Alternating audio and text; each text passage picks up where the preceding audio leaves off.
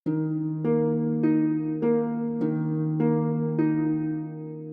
yang saya kasih dalam Tuhan Yesus Kristus, kita berjumpa lagi di dalam program Renungan Harian dan kita akan mengawalinya dengan berdoa. Ya Bapa, kami merindukan akan firman-Mu karena kami membutuhkannya sebagai terang dan penunjuk bagi jalan kehidupan kami. Maka ya Tuhan, kami menantikan akan sabda-Mu. Di dalam Kristus kami berdoa. Amin. Bacaan firman Tuhan pada hari ini terambil dari surat Efesus pasal yang ke-6 ayat yang ke-11 yang berbunyi demikian. Kenakanlah seluruh perlengkapan senjata Allah supaya kamu dapat bertahan melawan tipu daya iblis. Demikianlah firman Tuhan. Nah, saudara yang saya kasihi dimanapun saudara berada, setiap orang menghadapi dalam kehidupannya berbagai macam godaan, tantangan, dan pencobaan. Baik yang dirasakan sebagai suatu godaan atau pencobaan yang berat, ataupun yang kecil, yang ringan. Nah, terlepas dari semuanya itu, kita perlu menyadari bahwa godaan dan pencobaan itu bisa membawa kita jatuh ke dalam dosa. Oleh karena itu, kita perlu menyadari. Nah, biasanya seseorang itu digodai atau menghadapi pencobaan justru bukan pada kekuatannya, melainkan pada kelemahannya. Pada titik kelemahan itulah biasanya godaan atau pencobaan itu muncul dalam kehidupan kita.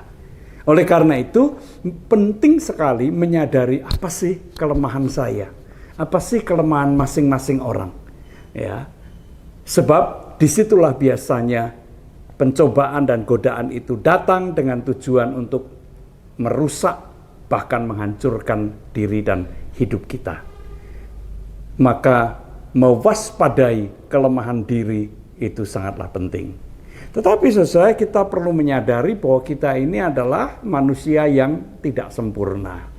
Acap kali kita mudah sekali mengabaikan kelemahan-kelemahan kita atau menutup mata terhadap kelemahan-kelemahan kita. Terutama ketika kita menghadapi godaan atau pencobaan yang menjanjikan sesuatu yang menyenangkan, sesuatu yang mendatangkan kenikmatan, kebahagiaan dan sebagainya, kita sering lupa bahwa bisa saja ini merupakan godaan dan pencobaan yang bisa menjatuhkan dan merusak kehidupan kita. Maka waspada terhadap kelemahan penting, tetapi itu tidak cukup. Firman Tuhan mengatakan, kenakanlah seluruh perlengkapan senjata Allah. Di dalam kelemahan dan ketidaksempurnaan kita, kita membutuhkan seluruh perlengkapan senjata Allah. Supaya dengan demikian kita dimampukan oleh Allah, bukan hanya untuk menghadapi, tetapi juga mengatasi setiap tipu daya iblis.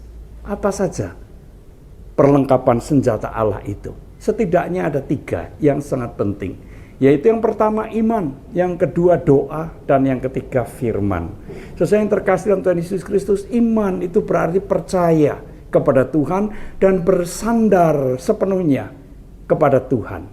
Menantikan pertolongan dan pimpinan Tuhan di dalam kehidupan kita.